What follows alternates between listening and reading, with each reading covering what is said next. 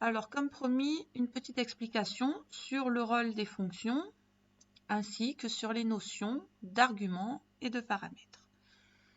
Donc, on va partir d'un problème simple. Je vais avoir des variables qui contiendront le nom d'un utilisateur, enfin, le prénom d'un utilisateur. Donc, je vais avoir mon premier utilisateur qui s'appellera Alice. Puis un second utilisateur que je vais nommer Bob. Alors, ce que j'aimerais faire, c'est saluer chacun de ces utilisateurs. Donc, je vais commencer par faire un écho. Je vais saluer tout d'abord Alice. Donc, je vais saluer mon user 1 qui contient Alice.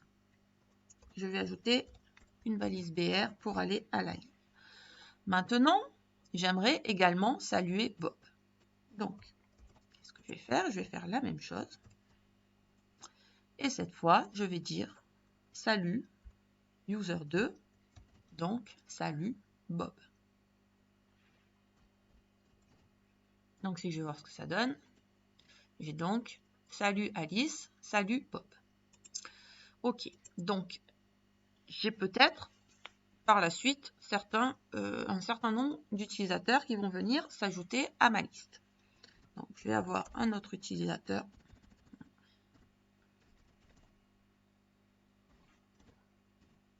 Voilà. Je vais avoir, par exemple, Marie. Puis,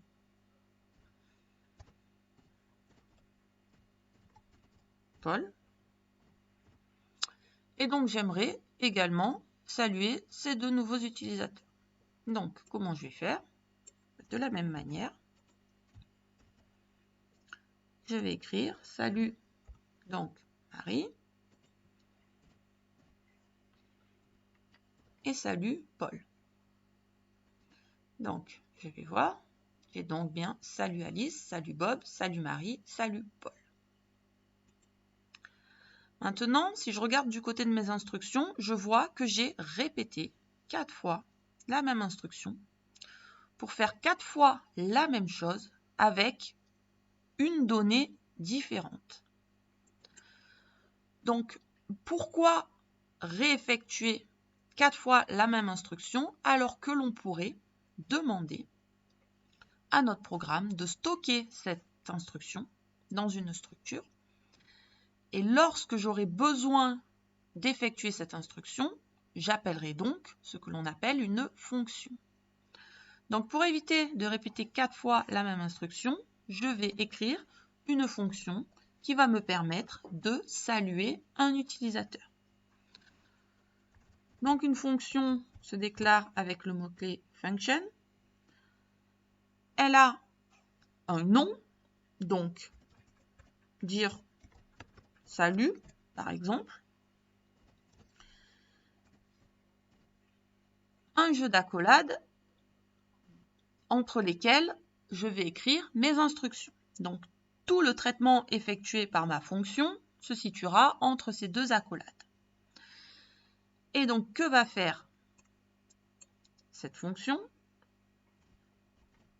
Elle va faire un écho, dire salut à un utilisateur.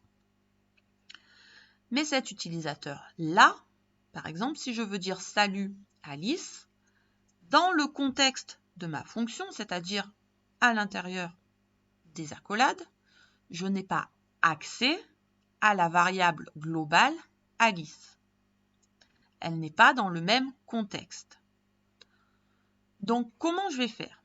J'ai besoin de passer à ma fonction un paramètre qui contiendrait la valeur Alice pour pouvoir l'utiliser. Et donc, comment je vais faire pour passer cette valeur-là à ma fonction? En utilisant le système de paramètres. Donc, qu'est-ce qu'un paramètre? C'est tout simplement une variable utilisée par une fonction. Donc, dans notre cas, un utilisateur. Et donc, lorsque je vais passer une valeur à ma fonction, cette valeur-là sera stockée dans mon paramètre. C'est donc ce paramètre-là que je vais utiliser à l'intérieur de ma fonction pour retrouver ma valeur. Donc, ma fonction dire salut attend qu'on lui passe un paramètre utilisateur qui, entre parenthèses, sera du type string, donc chaîne de caractères. On peut le spécifier. Comme ça, au moins, si on passe un autre type, ça ne fonctionnera pas. On évitera l'erreur avant d'entrer dans les traitements.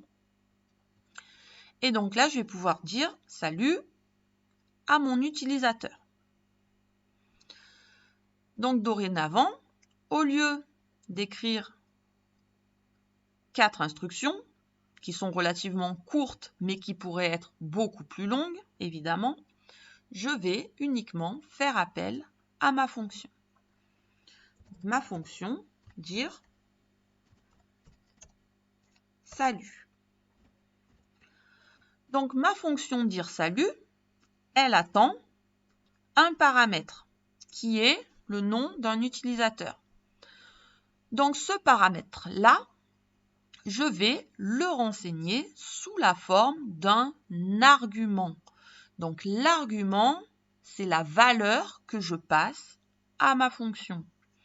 Donc cet argument, pour mon utilisateur 1, ça pourrait être aussi bien directement une chaîne de caractères. Dans ce cas-là, je dirais ma variable utilisateur prendrait la valeur de mon argument Alice. Et ça peut être également une valeur contenue dans une variable. Donc, mon utilisateur 1.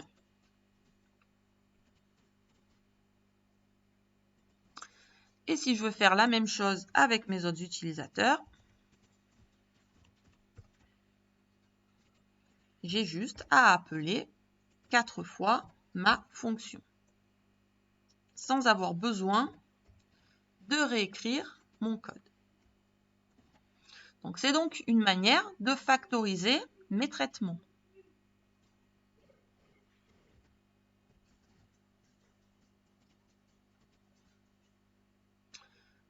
Voilà.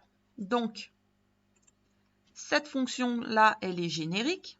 À partir du moment où je lui passe un argument qui est une chaîne de caractères, je pourrai l'utiliser.